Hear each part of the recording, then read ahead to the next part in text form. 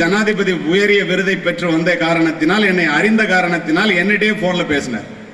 என்ன சொன்னார் தெரியுமா? திருச்சி மாவட்டத்தில் துறையூர்னு ஒரு ஊர் இருக்கு, அதுல சரஸ்வதின்னு ஒரு பொண்ணு இருக்கு, +2ல மாவட்டத்திலே முதலாவதாக வந்திருக்கிறாள், மேற்கொண்டு படிக்க வேண்டும் என்று விரும்புகிறாள். படிக்காத அவருடைய பெற்றோர்கள் 17 வயது நிரம்பாத அந்த பெண்ணை 37 வயது வித்தியாசத்திலே அவருடைய தாய் மாமாவிற்கு 2ஆம் தரமாக திருமணம் செய்ய முயற்சிக்கின்றார்கள். அதை நிறுத்தி அந்த பொண்ணு படிக்கிறதுக்கு வந்து ஏதாவது செய்யலாமே, ஏன்னா அது தப்பான கல்யாணம் இல்லையா சட்டப்படினர். டிஎஸ்பி இன்ஸ்பெக்டர் எல்லாத்தையும் வாங்கன்னு சொல்லிட்டு அடுத்த 1 மணி நேரத்திலே நான் அங்கு சென்றேன். நடந்தது என்ன தெரியுமா? பரவாயில்ல, அமைதியா கேட்குறீங்க எல்லாரும். இத்தனை பேர் அமர்ந்திருக்கிற அவை இவ்வளவு அமைதியாக இருப்பது ஆச்சரியம்தான். அந்த அம்மா அப்பாட்ட சொன்னோன்னு கல்யாணத்தை வேண்டாம் சார், தெரியாம செஞ்சுட்டோம், தப்புன்னு தெரியுது, நிறுத்திட்டோம்ட்டாங்க. அந்த பொண்ணுகிட்ட நீ என்ன படிக்கணும்னு கேட்டேன். கம்ப்யூட்டர் சயின்ஸ் படிக்கணும் சார்னு திருச்சியில் உள்ள ஒரு பெரிய கல்லூரியை சொன்னிச்சு. அங்கே இருந்தே அந்த கல்லூரி முதல்வர்கிட்ட பேசினேன். அந்த முதல்வர் தான் அப்போதைய துணைவேந்தரும் கூட. அவங்ககிட்ட சொல்லி இந்த பொண்ணுக்கு ஒரு சீட் கொடுக்கணும் கம்ப்யூட்டர் சயின்ஸ், ரொம்ப லேட் ஆயிடுச்சு, இருந்தாலும் நீங்க கொடுத்தாகணும்னு. ஐயா நீங்களே பேசிட்டீங்க, நீங்க நாளைக்கு வர சொல்லுங்க, என்ன வேணுமோ கொடுத்துடலான்ட்டாங்க. படிப்பும் தொடர முடியுது, கல்யாணமும் நின்று போச்சு. அந்த பொண்ணுகிட்ட நான் கேட்டேன், எனக்கு ஒரு சந்தேகமா, உனக்காக ஜனாதிபதி எப்படி டெல்லியில இருந்து பேசினாருன்னு கேட்டேன். அந்த பொண்ணு சொன்னுச்சு, ஐயா நான் 8வது படிக்கும் போது எங்க டீச்சர் என்ன டூர் அழைச்சிட்டு போயிருந்தாங்க அண்ணாமலை யூனிவர்சிட்டிக்கு. அப்ப அணு விஞ்ஞானியை மட்டுமே இருந்த அப்துல் கலாம் அவர்கள் வந்து அங்க உரையாற்றினார். கேள்வி கேட்க சொன்னாரு. கேள்வி கேட்கும் போது நான் எந்திரிச்சு பெண்களினுடைய பாதுகாப்பிற்கும் முன்னேற்றத்திற்கும் அடிப்படை தேவை என்னன்னு கேட்டேன். உடனே அவர் சொன்னாரு எஜுகேஷன், கல்வி என்று ஒற்றை வார்த்தையிலே சொல்லிவிட்டு அமர்ந்து விட்டார். யாரு கேள்வி கேட்டோமோ 4 பேருக்கு ஒரு கார்டு கொடுத்தாரு. கதை இல்ல, நிஜம். அந்த கார்டுல அவருடைய பேரு, அவர் இமெயில் ஐடி, அவருடைய போன் நம்பர் இருந்துச்சு. இந்தியாவினுடைய முதல் குடிமகனே ஒரு பெண் வாழ்வதற்கு தேவை அடிப்படை கல்வின்னு சொல்லிட்டாரு. எங்க அம்மா அப்பாவே அதை புரிஞ்சுக்காம என்ன நான் சொல்லியும் கேட்காம என் கல்விக்கு வந்து இடைஞ்சலா வரும்போது நான் தான் சார் ஜனாதிபதி கிட்ட பேசினேன்னு அதிர்ந்து போனேன். ஒரு குக்கிராமத்தில் இருக்கின்ற பெண் தன்னுடைய படிப்பை தொடருவதற்கு தமிழன் ஒருவன் ஜனாதிபதி மாளிகையிலே அமர்ந்திருந்த காரணத்தினால் தொலைபேசியிலே தொடர்பு கொண்டு பேச முடிகிறது. அடுத்த 1 மணி நேரத்திலே அந்த பெண்ணிற்கு விடிவு பிறக்கிறது. இதோட மட்டும் இருந்தா இதை உங்கள்ட்ட நான் சொல்லியிருக்க மாட்டேன். 3 மாதங்களுக்கு முன்னால் அமெரிக்காவிலே அட்லாண்டாவிலே நடந்த வட அமெரிக்க தமிழ்ச்சங்க மாநாட்டிலே 5000 பேர் இருக்கின்ற மாநாட்டிலே சிறப்பு விருந்தினராக நான் பேசிவிட்டு வந்து கீழே அமர்ந்தேன். ஒரு பெண் மேடைக்கு சென்று 2 நிமிஷம் பேசணும்னு நிகழ்ச்சி ஏற்பாட்டாளர்கிட்ட பர்மிஷன் கேட்குது, அனுமதி வழங்கப்பட்டது.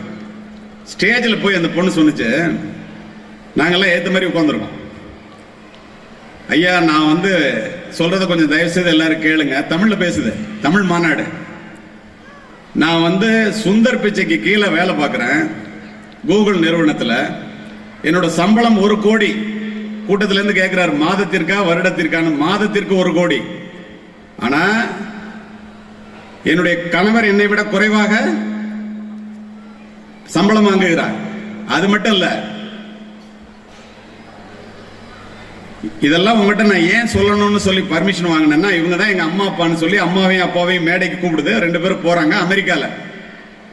நான் இதை பார்த்துட்டே உட்கார்ந்துருக்கேன். எங்கேயோ பார்த்த மாதிரி இருக்கு, நமக்கு தெரியலையேன்னு யோசிச்சுட்டு இருக்கும்போது, ஐயா கலியமூர்த்தி அவர்களே, என்னை நீங்கள் மறந்திருக்கலாம், உங்களையும் அப்துல் கலாம் அவர்களையும் என் வாழ்நாள் முழுவதும் மறக்க முடியாது, நான் தான் துறையூர் சரஸ்வதி என்று கூறியது. ஒரு அடுப்படியிலே அடைந்து கிடக்கக்கூடிய பிள்ளையை அட்லாண்டாவிலே ஆயிரக்கணக்கான தமிழர்கள் அமர்ந்திருக்கின்ற அவையிலே தைரியமாக பேசுவதற்கு மட்டுமின்றி கோடிக்கணக்காக சம்பாதிக்க வைக்கிறது என்றால், பெற்றோர்களையும் அழைத்து அமெரிக்காவிலே அமர்த்த முடிகிறது என்றால், கல்வி ஒன்றினால் தான் முடியும். அதனால் தான் இந்த பகுதியினுடைய முன்னேற்றத்திற்காக தங்கப்புலம் ஐயா அவர்கள் இந்த பள்ளி கல்வி சாலைகளை உருவாக்கி இருக்கின்றார். அதை உபயோகப்படுத்திக் கொள்ள வேண்டியது நீங்கள் தான். இந்த இடத்திலே உங்களுக்கு ஒன்றை சொல்லுகின்றேன். நம்ம பிள்ளைங்க அதிகமா சாதிக்காததுக்கு என்ன காரணம்? இப்போ வரும்போது வந்து தாசில்தார் வந்திருந்தாரு, நாங்கெல்லாம் பேசிட்டு இருந்தோம். இந்த இடத்திலே அப்பட்டமாக ஒரு உண்மையை பதிவு செய்கின்றேன். 6 மாதத்திற்கு முன்னால் ஜெய்ப்பூர்ல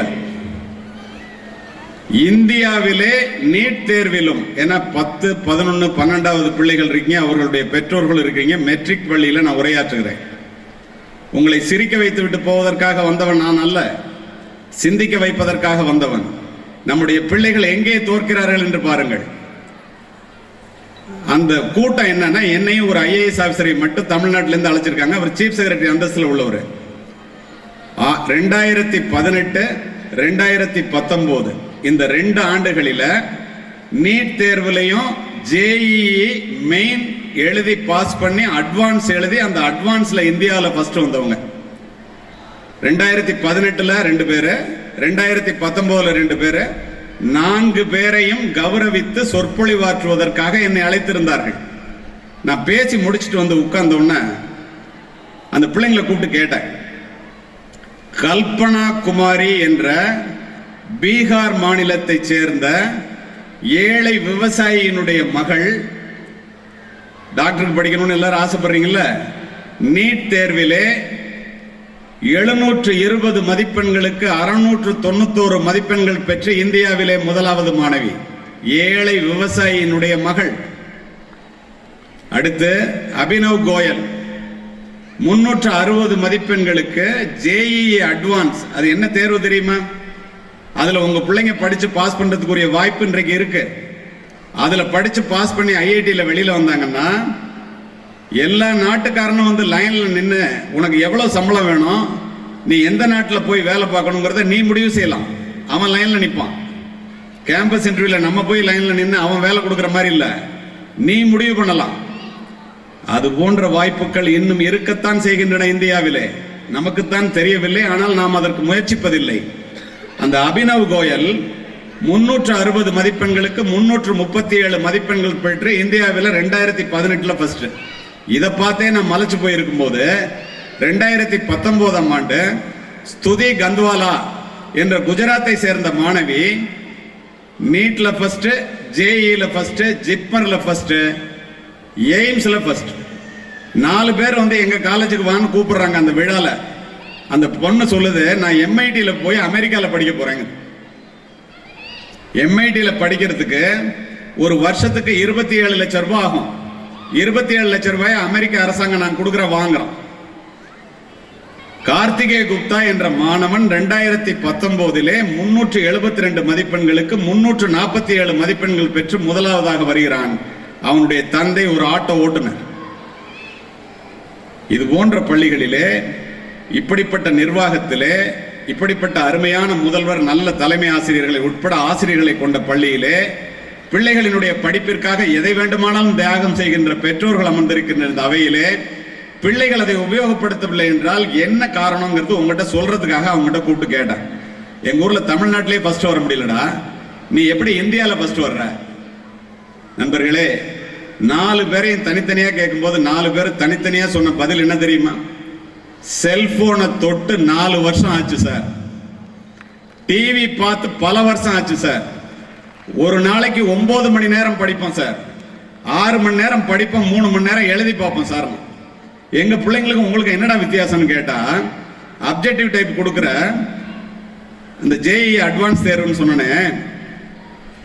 முதல்ல மெயின் வந்து 10 லட்சம் பேர் எழுதுவோம், தோராயமா சொல்றேன். 2,40,000 பேரை செலக்ட் பண்ணுவோம். அதுக்கப்புறம் மெயின் எழுதி முடிச்சவங்க 2,40,000 பேரை எடுத்து அட்வான்ஸ் எழுத சொல்லுவோம். IIT கல்லூரிகள் இந்தியாவிலே மொத்தம் 32 கல்லூரிகள் இருக்கின்றன. NIT கல்லூரிகள் 12 கல்லூரிகள் இருக்கின்றன. இந்த 44 கல்லூரியில நீ இடம் வாங்கணும்னா அந்த ரேங்க் படி 50,000 ரேங்குக்குள்ள வரணும். 50,000 பேர் தான் இந்தியாவில் படிக்க வைக்க முடியும். 10 லட்சம் பேர் போறான், 50,000 பேர் வெளியில வர்றான். 50,000 பேரிலே 47,000 பேர் வெளிநாட்டிற்கு சென்று விடுகிறார்கள். ஏன் நாம் இன்னும் பின்தங்கிக் கொண்டே இருக்கிறோம் என்பதை யோசித்து பாருங்கள். இன்னும் 47,000 பேர் இங்கிருந்து போய் கோடிக்கணக்காக சம்பாதிக்கிற வாய்ப்பு இருக்குதான் செய்யுது. சத்தியம், சிவம், சுந்தரம் என்று சொல்லுவார்கள். சத்யா நாதல்லா இந்தியாவை சேர்ந்தவன், மைக்ரோசாப்ட் நிறுவனத்தினுடைய CEO, வருடத்திற்கு 130 கோடி சம்பளம். சுந்தர் பிச்சை தமிழகத்தை சேர்ந்தவன், கூகுள் நிறுவனத்திலே CEO, 120 கோடி சம்பளம். ஒரு சிவநாடார் சொல்லிக்கொண்டே போகலாம். நண்பர்களே, இப்படிப்பட்ட வாய்ப்புகள் நிறைந்த இந்த இந்தியாவிலே இது போன்ற பள்ளிகளிலே நாம் படிக்கவில்லை என்றால், நீங்கள் எல்லாம் தூங்கிக் கொண்டிருக்கும் போது அந்த பிள்ளைகள் கண் விழித்து படித்த காரணத்தினால் தானே சாதிக்கிறார்கள். இதை உணர்ந்து கொள்ள வேண்டியது ஆசிரியர்களும் பெற்றோர்களும் தானே. இதில் இருவேறு கருத்துக்கு இடம் இருக்க முடியுமா? ஓட்டப்பந்தய மைதானத்திலே ஒருவன் வெற்றி கோட்டை குறைந்த நேரத்திலே கடக்கிறான் என்றால் அவன் பயிற்சி மைதானத்திலே அதிக வியர்வை சிந்தியவனாகத்தானே இருக்க முடியும். எங்கே தோற்கின்றோம்? ஒழுக்கம். ஒழுக்கத்தை உருவாக்கி வளர்ப்பதுதான் கல்வியினுடைய தலையாய குறிக்கோள். ஒழுக்கத்தை தராத கல்வியும் விளைச்சலை தராத வயலும் வீணானது. கல்வியின் பயன் அறிவு, அறிவின் பயன் பண்பாடு, பண்பாட்டின் பயன் ஒழுக்கம். தனி மனித முன்னேற்றமும் இந்த சமுதாயத்தினுடைய வளர்ச்சியும் ஒழுக்கத்தின் பால்பட்டது. இள வயதிலே புயல் போல வருகின்ற உணர்ச்சிகளை அடக்கி ஆள கற்றுக்கொள்ளுங்கள். ஆசிரியர்களும் பெற்றோர்களும் தயவு செய்து எடுத்து சொல்லுங்கள். இந்த இடத்துல ஒண்ணு மறக்கிறதுக்குள்ள நான் சொல்லிடுறேன். ஆசிரியர்கள் பிள்ளைங்களை கண்டிக்கிறாங்கிறதுக்காக யாராவது பெற்றோர்கள் ரோட்ல கொடி பிடிச்சிட்டு என் பிள்ளைய எப்படி கண்டிச்சா அப்படின்னு நீங்க சொன்னீங்கன்னா, 35 ஆண்டுகள் காவல்துறையிலே பணிபுரிந்த உயர் அதிகாரியாக பணிபுரிந்த நான் சொல்லுகிறேன், ஆசிரியர்கள் கண்டித்து ஒரு பையன் வாழ்விலே கெட்டு போனதாக உலக சரித்திரத்திலே இல்லை. ஆசிரியர்கள் கண்டிக்க வேண்டாம் என்று நீங்கள் சொன்னால் பிற்காலத்திலே என்னை போன்ற காவல்துறை அதிகாரிகளாலே தண்டிக்கப்படுகிறார்கள் என்பதை நான் நேராக சந்தித்தவன். இதை புரிந்து கொள்ள வேண்டியது நீங்கள் தான். அதோடு மட்டுமல்ல, மனதை வேலைக்காரனாகவும் அறிவை தலைவனாகவும் வைத்துக் கொண்டு வாழ கற்றுக் கொடுங்கள் பிள்ளைகளுக்கு. மனதிலே நினைப்பதையெல்லாம் அடைவதற்கு ஆசைப்பட வேண்டும் என்று நினைப்பவர்கள் வாழ்ந்ததாக சரித்திரம் இல்லை. இதை புரிந்து கொள்ள வேண்டியது பெற்றோர்கள் தான். பிள்ளைகளுக்கு முதலில் நீங்கள் பிள்ளைகளை பண்புள்ளவர்களாக மாற்றுங்கள். அதற்கு பிறகு நீங்கள் அவர்கள் வெற்றியாளர்களாக மாற்றலாம். குறிதவறாமல் இலக்கினை சென்று தாக்குகின்ற ஏவுகணைகளை உருவாக்குகின்ற வேலையிலே பெற்றோர்களும் ஆசிரியர்களும் இந்தியாவிலே வெற்றி பெற்று விட்டோம். நெறி தவறாமல் வாழுகின்ற பிள்ளைகளை உருவாக்குவதில் பெற்றோர்கள் தொடர்ந்து தோற்றுக் கொண்டிருக்கிறீர்கள். அதுதான் நிதர்சனமான உண்மை. பிள்ளைகளை நீங்களும் கண்டிப்பதில்லை, ஆசிரியர்களையும் கண்டிக்க விடுவதில்லை. எப்படி அந்த பிள்ளைகளுக்கு நல்லது எது கெட்டது தெரியும்? உங்களுக்கு தெரியுமா? பெற்றோர்களே, தயவு செய்து ஒழுக்கம் என்பதை நான் இத்துணை உயர்வாக நிறுத்தி சொல்லுவதற்கு காரணம் உண்டு. ஒரு கையகல செல்போன் வந்து ஒரு ஆணுக்கும் பெண்ணுக்கும் இடையிலே உள்ள இடைவெளியை ஒன்றுமே இல்லாமல் ஆக்கிவிட்டது. எப்படி தெரியுமா? பெற்றோர்கள் இதுவரை அறிந்திராத விஷயங்களை சொல்லுகிறேன், அதிர்ந்து போவீர்கள். நல்ல வேளை தங்கப்பழம் கல்லூரி மாதிரி இந்த மாதிரி வாசுதேவ நல்லூர் பக்கத்தில் ஒதுங்கி இருந்து உங்க பிள்ளைங்க படிக்கிறதுனால தப்பிச்சிச்சு. டெல்லி, பாம்பே, கல்கட்டா பள்ளிக்கூட வளாகங்களிலே ஆபாச படங்களினுடைய தாக்கம் அதிகமாக இருக்கிறது. செல்போன் ரிப்பேர் கடைன்னு ஒவ்வொரு இடத்துலயும் வச்சிருக்கான். பெற்றோர்களே, நீங்கள் நினைப்பதை போல அது செல்போன் ரிப்பேர் கடை அல்ல. 50 ரூபாய் கொடுத்தால் ஆபாச படங்களை உங்களுடைய பிள்ளைகளினுடைய செல்போனிலே தரவிறக்கம் செய்து தருகின்றான், டவுன்லோட். 100 பள்ளிகளிலே 1000 மாணவர்களிடம் ஒரு கணக்கெடுப்பு நடத்தினார்கள். கணக்கெடுப்பினுடைய முடிவு பெற்றோர்களையும் ஆசிரியர்களையும் அல்ல, இந்த சமுதாயத்தை அதிர்ச்சிக்குள்ளாக்கியது. என்ன தெரியுமா? 67% மாணவர்களும் 31% மாணவிகளும் டெல்லி, பாம்பே, கல்கட்டா, சென்னை இந்த இடங்களில் எடுத்த கணக்கெடுப்பு படி தங்களுக்குள் ஆபாச படங்களை பகிர்ந்து கொள்ளுகிறார்கள், பார்க்கிறார்கள். எத்தனை பேருக்கு தெரியும்?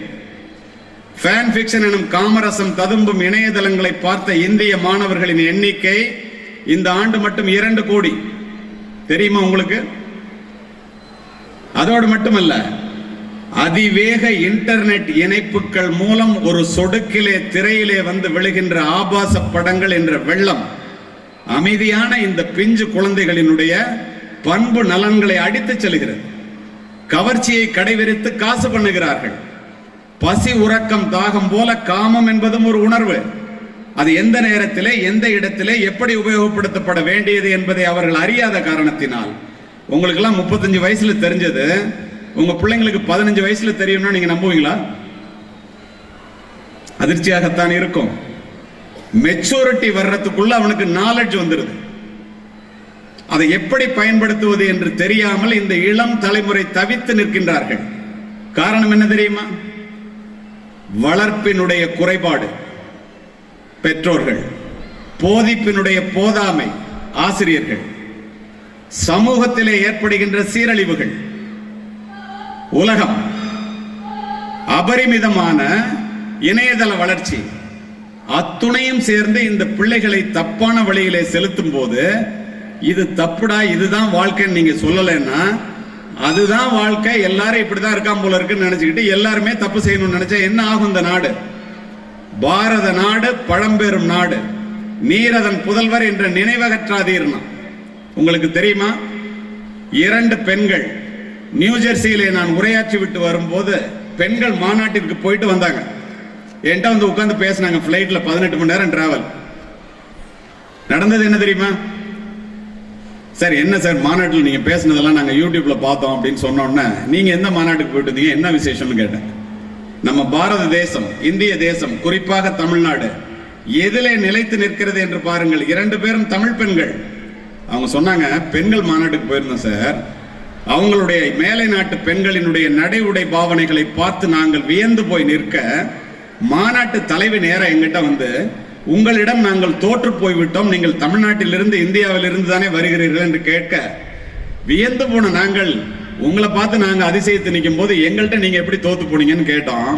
அந்த மாநாட்டு தலைவி சொன்னாங்க, உலகமே போற்றுகின்ற ஒருவனுக்கு ஒருத்தி என்ற உடன்பாட்டை நாங்கள் உடைத்து விட்டோம், நீங்கள் இன்னும் உடைக்கவில்லை, அதனால் உங்களிடம் நாங்கள் தோற்று போய்விட்டோம். இப்படிப்பட்ட வார்த்தை பாருங்க. இது யார் பிள்ளைகளுக்கு சொல்லித் தருவது? கேம்பிரிட்ஜ் பல்கலைக்கழகத்திலே விவேகானந்தர் உரையாற்றினார். பெண்ணின் பெருமையை பற்றி பேசி முடித்து விட்டு அமர்ந்தார். நண்பர்களே, அரங்கமதிர கைத்தட்டு. எட்வின் மெர்வின் என்ற ஆங்கில பேராசிரியர் எழுந்து, பெண்களை அடிமைப்படுத்துகின்ற இந்தியாவிலிருந்து வந்து எங்களுக்கு பெண்ணின் பெருமையை நீ பேசுகிறாயா என்று கேட்டுவிட்டார். எல்லோரும் அதிர்ந்து போய் அமைதியாக இருக்க, அடுத்த நொடி வீரத்துறை விவேகானந்தரிடம் இருந்து பதில் சீறி பாய்ந்தது. எட்வின் மெர்வின் அவர்களே, நான் உங்கள் கேள்விக்கு பதில் சொல்லுகிறேன். பதிலை கேட்டுவிட்டு இந்தியர்கள் பெண்களை அசிங்கப்படுத்துகிறார்களா, மேலை நாட்டினர் பெண்களை அசிங்கப்படுத்துகிறார்களா என்று நீங்களே முடிவு செய்து கொள்ளுங்கள் என்று சொல்லிவிட்டு என்ன சொன்னார் தெரியுமா? இந்தியாவிலே எங்களுடைய மனைவியை தவிர மற்ற பெண்களை தாயாக பார்க்கின்றோம். நீங்கள் மேலை நாட்டினர் உங்களுடைய தாயை தவிர மற்ற பெண்களை மனைவியாக பார்க்கின்றீர்கள். யாரடா இந்திய பெண்களை அசிங்கப்படுத்துவது, அவமானப்படுத்துவது என்று கேட்டார். எப்படிப்பட்ட நாடு?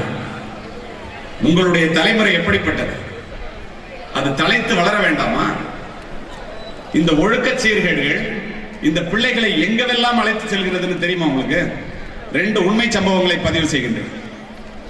இந்த பள்ளியில, இவங்க நடத்துற கல்லூரியில செல்போன் வேண்டான்னு சொன்னா என் புள்ள கேட்டாக்க நான் பட்ட கஷ்டம் என் புள்ள படக்கூடாது, என் புள்ள அழுது சாதிக்காம விட மாட்டான், இல்லைன்னா ஏதாவது பண்ணிக்குவான்.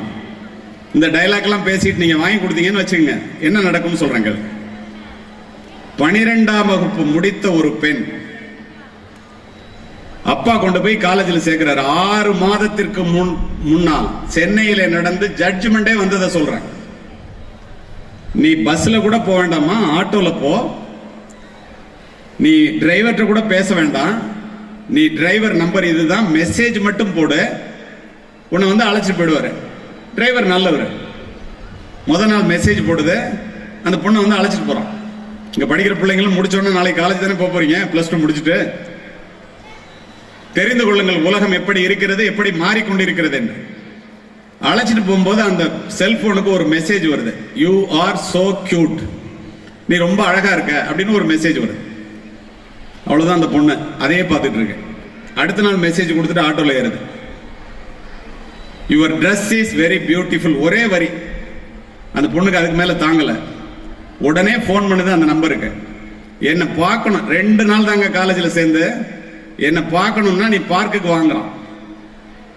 பார்க்குக்கு போகுது, நட்பாகிறது, நேரம் கருதி வேகமாக சொல்லுகிறேன், காதலாகிறது. 3 மாதம் முடிவதற்குள் அவன் அந்த பொண்ணுகிட்ட சொல்றான், உங்க ஊர்ல ஒரு டாக்டர் இருக்காரு, அவர் பெரிய கோடீஸ்வரர், காலையில 5 மணிக்கு டெய்லி வாக்கிங் போறாரு, அவர் கார் நம்பர் என்ன, ஒரு போட்டோ, எத்தனை மணிக்கு போறாரு ஒரு மெசேஜ், எந்த வழியா போறாரு, இதெல்லாம் நீ அனுப்பிச்சாதான் நீ என்ன காதலிக்கிறேன்னு நம்புவாங்கிறான். 17 வயதே நிரம்பிய பெண் 10 மாதம் சுமந்து விரல் பிடித்து நடைபளைக்கு தலைவாரி பூச்சூடி வேலியாக இருந்து பாதுகாத்த பெற்றோர்கள். ஒரே பெண்ணு பக்கத்திலே தூங்க 3:30 மணிக்கே எந்திரிச்சு அந்த டாக்டர் என்ன போறாரு, எங்க வர்றாரு, கார் நம்பர் என்ன, எல்லாத்தையும் போட்டோ எடுத்து ஒரு மெசேஜ் அந்த பையனுக்கு அனுப்புது. நண்பர்களே, எப்படி அரங்கம் அமைதியாயிட்டீங்க பாருங்க. பின் டிராப் சைலண்ட்னா இதான். எவ்வளவு நல்ல விஷயங்களை கேட்கறதுக்கு எவ்வளவு தயாராக இருக்கிறீர்கள். அதுதான் தமிழகத்தினுடைய சிறப்பு. 7 மணிக்கு 17 இடங்களில் வெட்டு காயங்களுடன் அந்த டாக்டர் கொலை செய்யப்பட்டு அசோக் நகர் வீதியிலே கிடைக்கிறார். குற்றவாளி யாருன்னு தெரியல. மிகப்பெரிய அதிகாரி கஷ்டப்பட்டு கண்டுபிடிக்கிறார். கண்டுபிடிச்சவர் அதுல இருக்கிற செல்போனை சீஸ் பண்ணா அதுல இந்த மெசேஜ் இருக்கு. இந்த மெசேஜ் யாருன்னு தெரியல. செல்போன் நம்பரை வச்சு லொகேஷன் பார்த்து போனா அது கொண்டு போய் காலேஜில் விடுது. அந்த பொண்ணு கிளாஸ்ல இருக்கு. அங்க இருந்து என்னை போன்றவர்களிடம் தொடர்பு கொள்கின்றார்.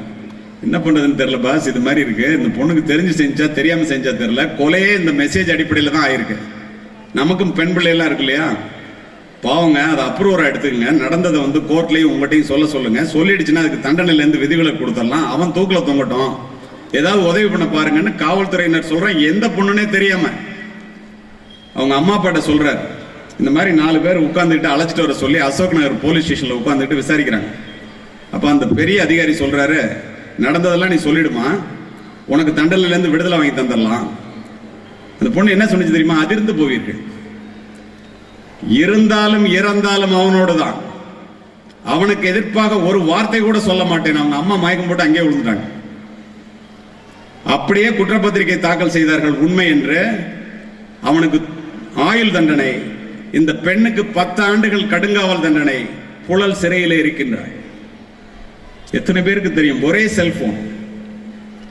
ஆப்பிள் போனை கண்டுபிடிச்ச ஸ்டீவ் ஜாப் கண்டுபிடிச்சோன்னு சொன்னா, ஆங்கில வழியில் படிக்கிறீங்களா, ஆங்கிலத்தில் அவன் சொன்னது அப்படியே சொல்றேன். Apple proved that a cell phone can change the world within 10 years. Every once in a while a revolutionary product comes along and it changes everything.